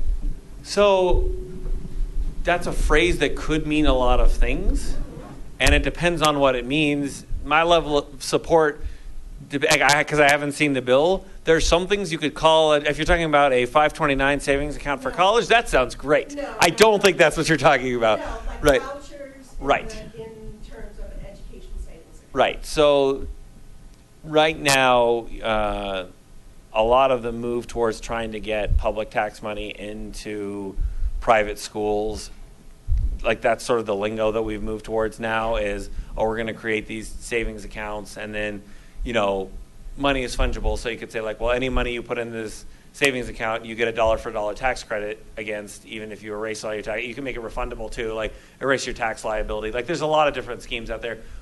Generally speaking, I don't think, no matter what the vehicle it looks like, we should be taking tax money and putting it into private schools. I don't think that we should do that. We are chronically underfunding our public education system by hundreds of millions of dollars. The voters of the state of Colorado said, we want you to fund education at this level, and you want it to increase by inflation every year. We just don't do it. And we've been sued for it, and the Supreme Court said, well, you got Tabor, you got Amendment 23, what are you going to do? It was basically, not in legal terms, but that was roughly what they said. But I feel like we owe a duty of fidelity to the people of the state who said, we want to be competitive in funding education. As amount of our personal income, amount of money we make as Coloradans, we fluctuate. We're somewhere between the bottom 5 and bottom 10 in the nation with how much we invest in public education. And so things that take that money and divert it elsewhere, basically aggravate the problem, I am very hesitant. Like, I would love, here's the thing about vouchers for me. You know, like, if we were actually adequately funding public education, and we had great public schools everywhere, and we had money left over, and there were families in need, and they just happened to really want a private school, I would actually talk to them about that. You know what I mean? Like, that doesn't hurt my heart, you know, to say, like, look, you want to do that. I'm fine with that. But starting where we are right now, maybe, I mean, and again, other people might not. Like, that actually kind of puts me out there. Yeah. But it's less, you know, I don't disparage anybody who sends their kids to private school that would want to do that. But I think that is a conversation I'm willing to have when we are providing adequate public education and properly funded public education for all of our students. And that is another road, you know, as we're 5% of the way there. You know what I mean? Like, I would love to have a conversation about, once we just have this gusher of money, about innovative ways to look at the spending it. Like, I would be, and I completely understand if you disagree, I would be very flexible about talking about new and creative ideas. Right now, like, that's, to me, that's like, okay, what kind of flower are we going to pick once we're out of the hole when we're in like an 80-foot deep hole? Like, first we got to get out of the hole, and then we'll pick some flowers and we'll make a campfire and we'll do those things. But I'm staring up out of a giant hole in public education funding, and I'm not interested in doing much other than climbing out of it, and certainly not interested in anything that's going to make it deeper. Anybody else? Come on, guys. You get 25 more minutes now? It's okay to leave early. That's fine, too. I'll go. But I'm happy to take your questions if you have. Yeah, I got nothing. Oh, sure. Yeah, just pulling it up here. Today's Broomfield Enterprise. Oh, boy. Yeah, says COGCC changes how public can comment at its hearings. And then it goes on to say that 2 hours will be set aside at the beginning of each hearing for public comment, with the elected officials given priority, which I thought was interesting. I know Senator Matt Jones has been to some of the COGCC hearings. He's one of their pains, or at least they perceive him as being in pain, but yes. Right. In fact, his picture, he's pictured on this particular, right, with this particular article. Do you see yourself being able to attend some of these hearings? I think I could. I mean, I'll be frank with you. I may hit a point eventually where I think that, absent a different election, there's not much I can do. Frankly, the reason that I haven't gone to COGCC hearings is that I didn't think I was going to change anybody's mind. And I think that basically what I've been working on during that time is I'm trying to shape policies. I'm trying to actually do things where I think I could be able to come here and look in the eye and say I made things materially better by the things that I did. And we're walking a line on that right now. You know, we're really hitting the crux of it, but I'm still sort of working on that. That's sort of the primary reason. You know, that I haven't done is that I don't have confidence. I don't have confidence that the COGCC doesn't say no to oil and gas development. They say they take a look at it, and especially, and again, there are public comments that have been made by the director of the COGCC that he feels like everything that's happened in Broomfield so far has gone so far above and beyond that he doesn't really want to spend a lot more time talking about Broomfield anymore. Like, he said out loud to people, I don't want to talk about Broomfield anymore. And again, that the commission is broader than that. But I've never told a single constituent that I think, you know, and again, I think it's important that people show up. I've not gotten involved in the city council for different reasons. Like, I don't think it's helpful to have the state representative staring over the Superior Town Board of Trustees. Like, nobody wants like the backseat driver of the state representative coming in and telling you what to do. The COGCC is my job, and for example, like when, along that same lines, when the COGCC said that they were going to have the hearing on Broomfield applications in Durango, like, I called the director right away. I got a bunch of lawmakers to sign a letter. You know, like, there's a bunch of us that stepped in, and including local citizens, to be like, that can't happen. That doesn't make any sense. And eventually they moved it. But basically, the main reason I have not engaged as much there is I'm trying to not try to hope that the COGCC is going to deliver a different regime whereby they start rejecting these applications, and instead try to change the state policies that they're required to follow. But once we get to a point where I think that that's just not going to happen, I think some of it's going to have to change. So then it just becomes just communicating, even if it's not actually going to lead to any results or anything that's different that changes on the ground, just making sure that people communicate and they understand is basically the long and the short of it. You can have a follow-up if you want. I can tell that that answer is not everything you want to hear. So I see your point of view, and certainly has merit. I would like to add, though, that maybe one appearance would show well, even though I would agree with you that it may not have that much effect, but it shows your constituents in Broomfield, particularly those in the Anthem Ranch area, that you're aware of what's going on, and you want to express your concern or reflect the concerns that they have in front of the COGCC. It's a hand. So that's all I'm suggesting. I think you're going to have my vote, and you're going to probably have most of the people that I know vote for you as well in 20 this year. I just think showing up once or twice would be worthwhile. Well, as you know, most of the time when you ask me to go to events, I show up because when Andy Kramer tells me to go places, I go there. So next time that you and the folks from Anthem are going, make sure that you let me know, and we'll. All right, thank you. Absolutely. Back to you. My turn. Your turn. Again.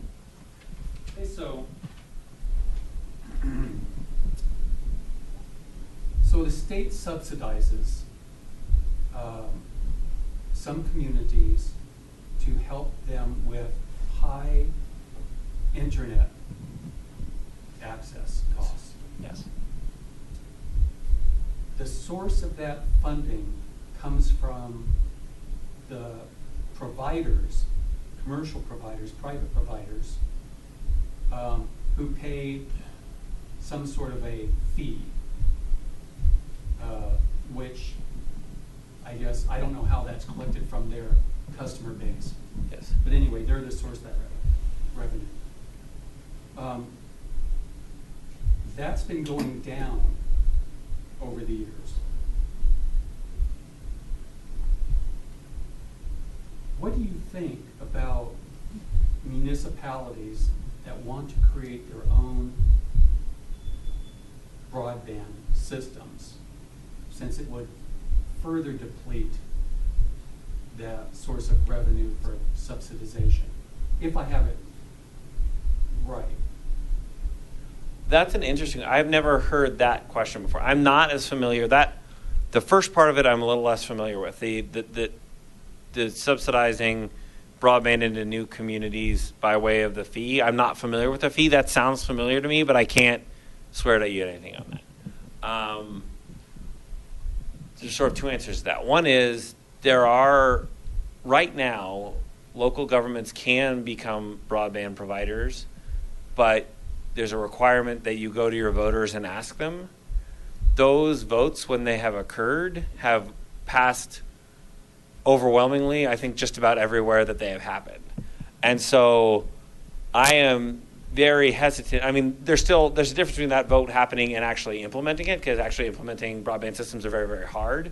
But I'm very wary of saying we need to limit that ability, because the people have been asked. Did you guys have an election?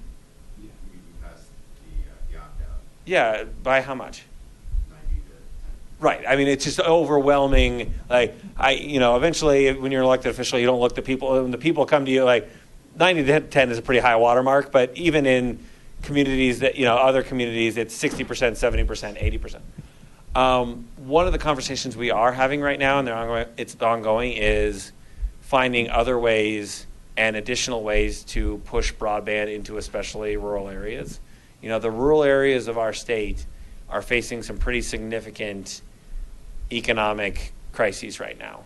They're sort of predominantly agricultural, but agricultural models are changing in ways. The profitability of them are changing in ways that's becoming a real challenge. And the population depletion, the number of old main streets that you can find, in very small towns where there aren't people anymore are a real challenge. And broadband is viewed as one of the great possible ways to sort of stem that tide, because if you're running an internet company, if you have a good internet connection, you can do it from your family farm, just as easily as you can do it from your home in Rock Creek. So I think that what you touch on is a really good point, and there's a ton of work being done right now. It's a priority of the governors. It's a priority of both parties to find ways to expand broadband access as a tool. Some of it's for economic development, some of it's just a basic fairness. They're just right now. I'm so accustomed to the internet right now that I can't imagine what it would be like trying to live in today's world and not have reliable internet access. Like, my brain doesn't even work that way because I live in Broomfield and I work in Denver, and the internet goes everywhere that I go. So I think it is a big priority.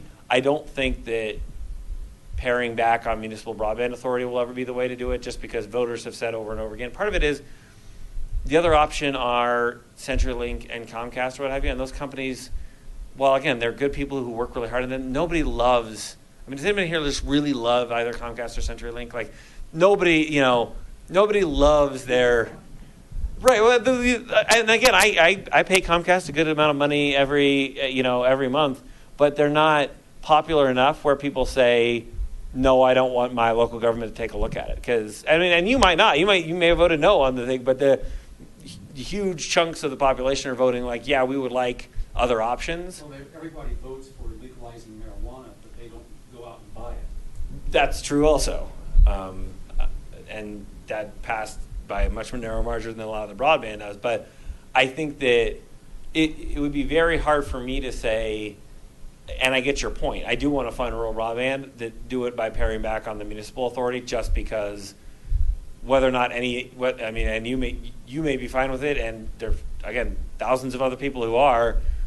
Much larger majorities of the folks say this is something that I'm interested in, and so it's hard for me as the elected official to say, no, I know better than you when you got the specific question put to you. I think what I've heard is that the municipal broadband proponents are saying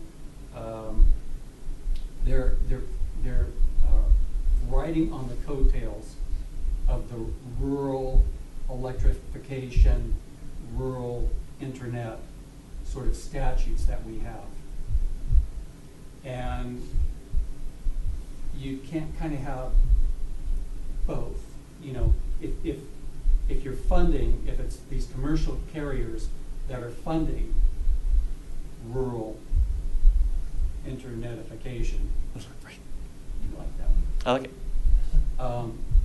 How are you going to continue to fund that if, I don't think it's a big problem. I don't even know if it's a problem statewide. I don't know how many municipalities are really moving out and putting in fiber and everything else. I'm just, kind of curious, because I found this one little thing under local government.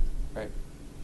No, again, I think that is, if that is where the funding is coming from now, if we move towards more municipal providers, I think part of that conversation does need to be, okay, what if we're going to take away this revenue stream, how are we going to replace it? Because it is really important. And part of it is implementation of municipal broadband is really hard. Like authorization, you can get a vote for it, but implementation is really hard. Like Longmont is doing it. Longmont has service, and I think it's relatively, popular. But a lot of other folks just sort of are looking at maybe like a licensing deal with a private provider. Like infrastructure is hard, but like in my mind, giving people the choice of how they want to do it is more of the dog, and then the feed off funding for new services is the tail. You know what I mean? And I think that if people want a different dog, then we figure out a way to wag the tail as well, as opposed to having the tail wag the dog.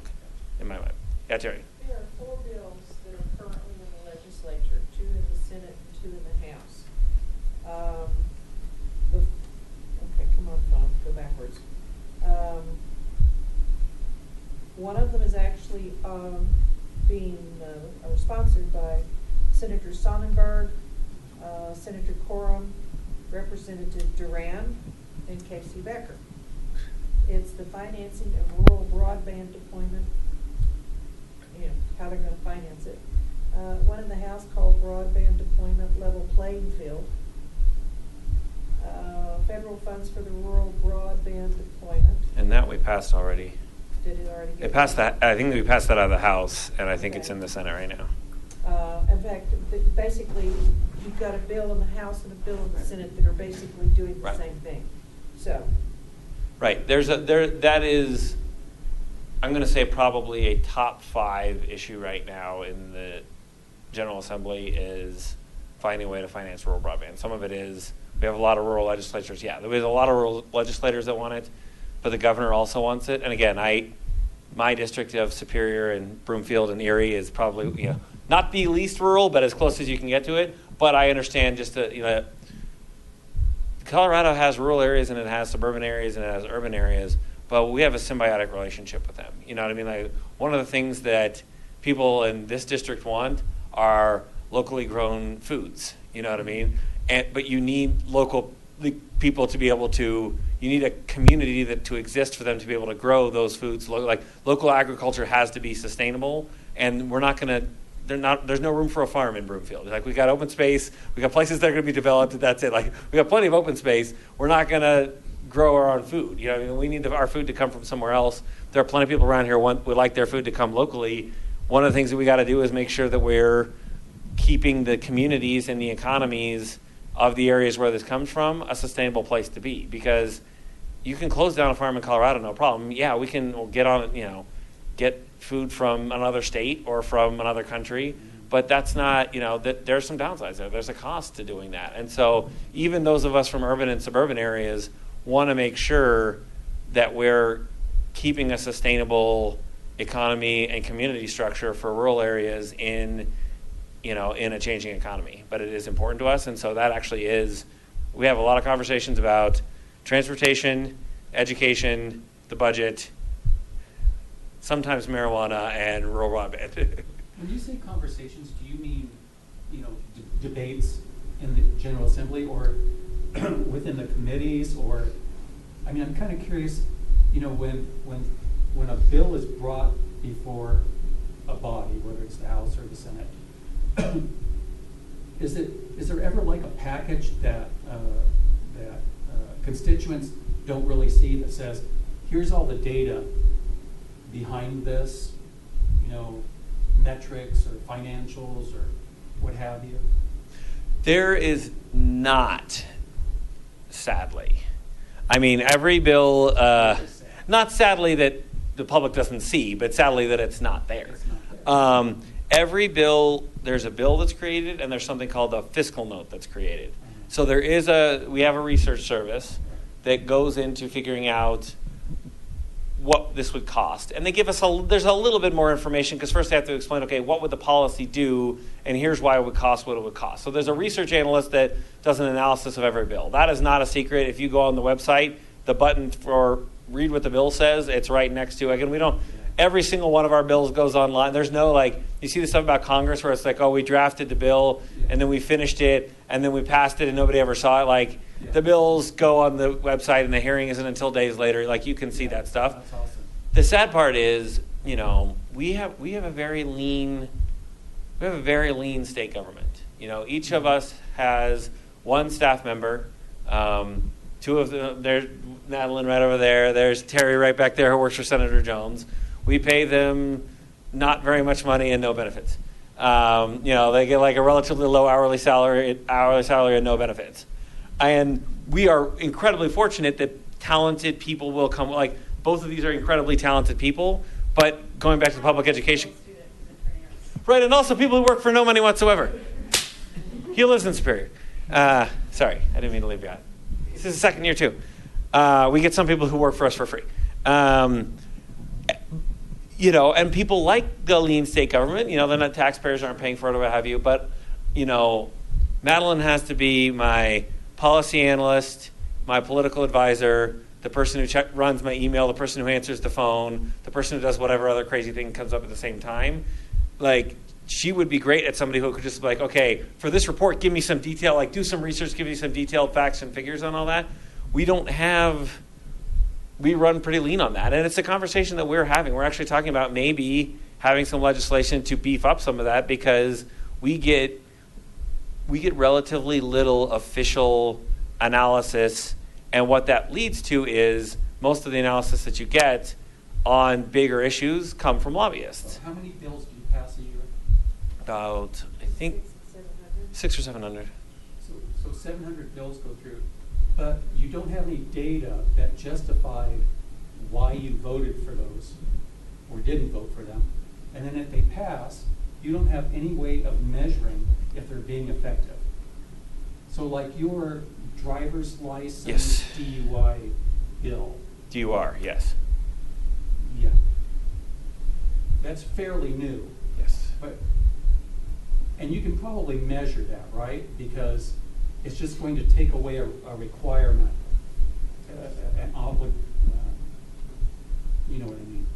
Eventually, I think we will be able to measure that on one level, because we created a new infraction. I had a bill last year, for anyone who doesn't know, that took driving under restraint, which is the phrase you use for driving when you have a driver's license that is suspended. That used to be in all cases be a crime that you could go to jail for up to 6 months for. And once you got one, your license gets suspended more, and you can get in this cycle of things that took driving while your license is suspended. If the reason your license is suspended is you just owed a traffic fine, which is one of the reasons your license can be suspended, is you get a speeding ticket and you don't pay it. If you don't deal with the city where you got the speeding ticket, then they'll suspend your driver's license. If your license is suspended for that reason, it's not a crime anymore. It's just another infraction like a speeding ticket. And the reason is, from my days in the DA's office, I spent a lot of time as a criminal prosecutor, like negotiating, trying to figure out if people could pay their old speeding tickets. And that's not what prosecutors should be doing. No, it's not a good thing for the criminal justice system to be working on. And we had a pretty big bipartisan support. I think that two things. One is, a lot of what we do, we struggle with having good data collection to figure out whether it's working or not. That is a systemic problem. This one, I think we actually probably will, because we created a whole new infraction. And so every single one of these infractions, once we start getting the numbers in on how many, it took effect in September, and there's always a lag in that reporting. Once you see how many people got charged with that infraction in, end of 2017, 2018, you can put a number on that and say this many thousand of people would have been charged with a crime, weren't charged with a crime anyway. What the net effect is, though, then it becomes personal stories. Like it is that, I'm a big believer in evidence-based decision-making and continuous improvement, where you're constantly, getting input and applying what you're learning every day to getting better at what you're doing via data. Like that is one of my core beliefs. Our state government, especially our legislative branch, is woefully unsuited to operate in that way. Some of it is we don't have the data. Some of it is that assumes a world without politics, and we've got neither of those. I would love to have a lot less politics and a lot more data, but that's not the world that we live in. Backgrounds that Right. elected officials come from, they don't have an awareness Right. of that process. Right. And so Big piece. we are there are some of us who are working towards trying to increase the staffing around there that's available to us. It's hard because, again, you're talking about it's taxpayer money, right? It's more taxpayer money for staff or elected officials. But, and I was getting to this point a little bit, one of the problems with having limited staff to give you independent advice on all these policy issues is that the people you talk to about it are lobbyists. Now, there are great lobbyists, and they can provide data, and you can get good information, that you can get to a decision-making process. But having, on any given bill, I have, one part-time staff person who I have to rely on for everything that I'm doing. And then on this piece of legislation over here, on a big piece of legislation, there's 6 full-time lobbyists who are talking to you about it. You know what I mean? Like, my staff, and there are a few, again, there's some nonpartisan analysts. Each party has some policy staff. That's not the whole story of it, but it's not close to being the same. The amount of the number of full-time lobbyists in the building on any given day dwarfs the number of staff who work for us. And that means that that's where a lot more of the information is coming from, which again, if it's coming from a source that you trust, it's not always bad. I get a lot of information from lobbyists that is on the level, on the up and up. It was well-funded, but gives me information that I need.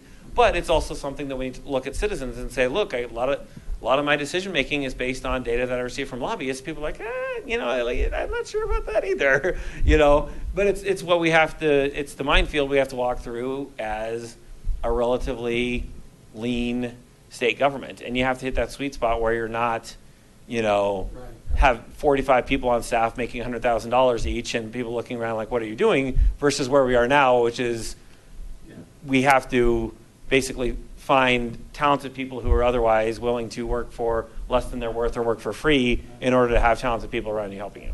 Slightly different slant. I mean, the same thing, like our town board will ask the town manager, the town attorney, how is what we're doing compared to, adjacent towns? Right. Does the state legislature ever kind of do that analysis?